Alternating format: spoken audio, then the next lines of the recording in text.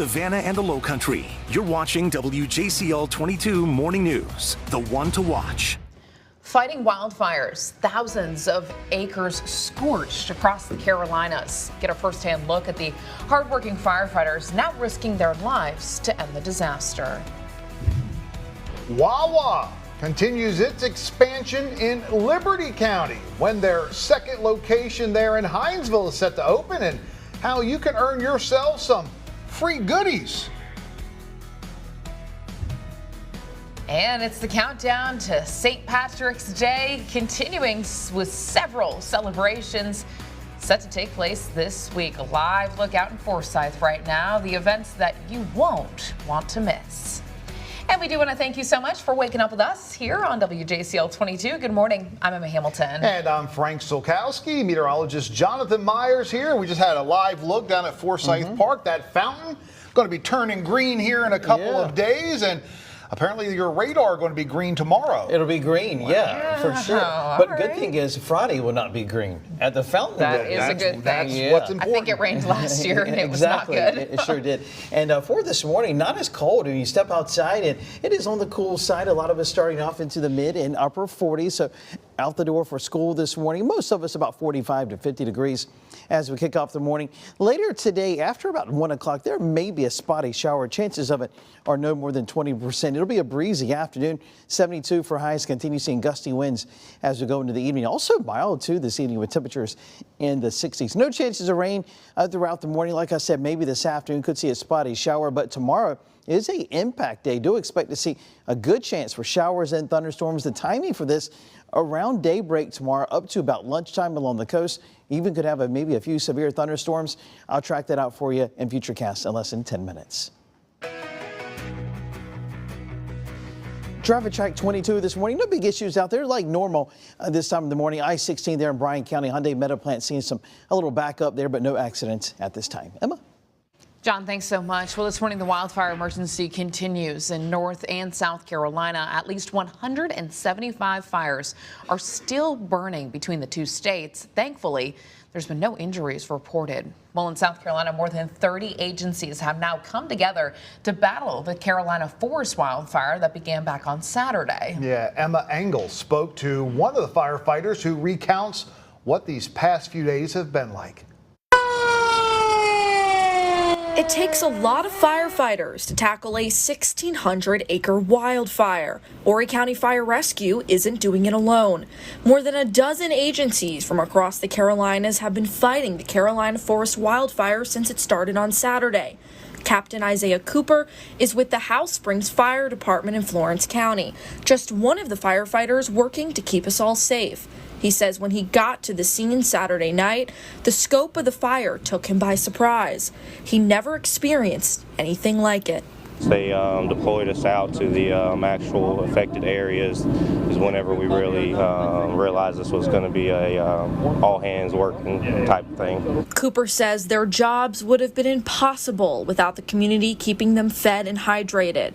And he's amazed by the overwhelming love and support he's felt from the people of Carolina Forest. It shows us that all the work that we're doing is actually affecting the community to where they're willing to come out here on a Saturday or a Sunday or even a Monday afternoon to make sure that we're fed and taken care of.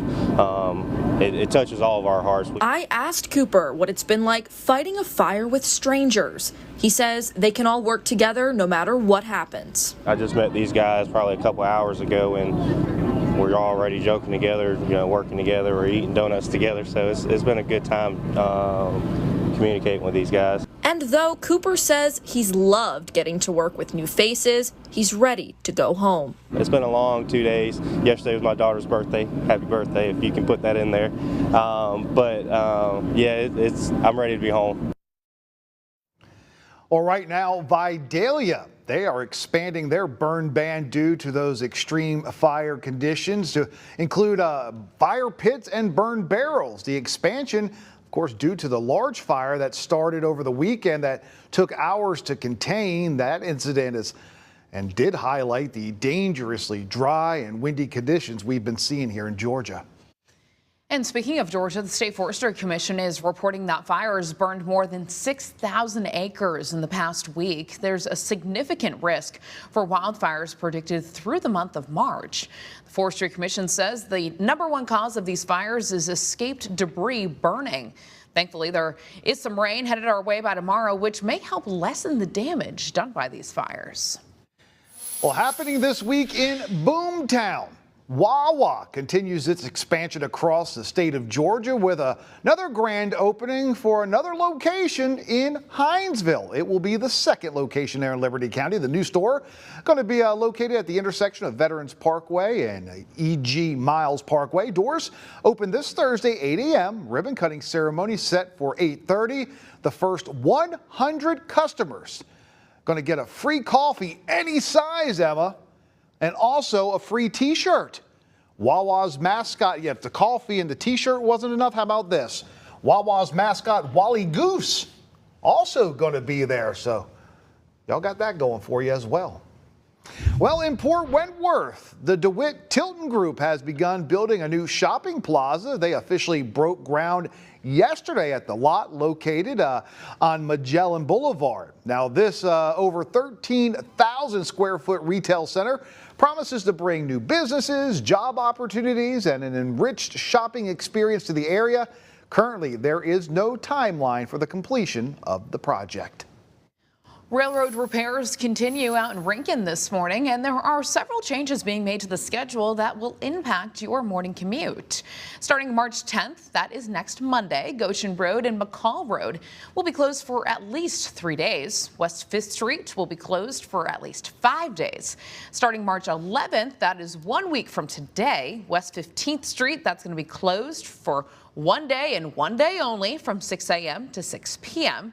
9th Street will close beginning March 12th or 13th. That all depends on when Goshen Road or McCall Road reopens. CSX Transportation estimates that the crossings at West 6th and Johnson Streets will happen next Thursday, March 13th, or the following week. Once closed, work will take at least 3 to 5 days to finish. This schedule is all weather dependent. Well, excitement, it is growing as we are now less than 2 weeks away from the Savannah St. Patrick's Day Parade. And happening today, City of Savannah officials will meet to discuss some public safety for the parade. Yeah, this is going to be the first of 2 public press conferences scheduled ahead of the big day. Now, those who want to attend can stop by the south side of Johnson Square, 11 o'clock this morning. Now, the second conference is going to be held next Wednesday, March 12th at noon. That one will be held at the fountain at Forsyth Park. And what do you know? How about that? Here's a live look at that above mentioned fountain at Forsyth. On Friday, we can all celebrate the unofficial start to St. Patrick's Day with the greening of that bad boy. The beloved tradition will kick off noon right there at the fountain. It's going to go until 5 o'clock. They're going to have live music, plenty of fellowship out there as well. Always a great event. It is. And again, we start seeing these, it's like a snowball going down a hill. The excitement is mounting. It is building. That is for sure. Can't wait until 2 weeks from yesterday. 2 weeks from yesterday. So that would be 13 days. Yes. Yeah. Yeah. With the quick math. We don't do math, we do words. You got that right. You can find everything that you need to know about St. Patrick's Day festivities all across our area by heading over to our website. It's WJCL.com. It is now.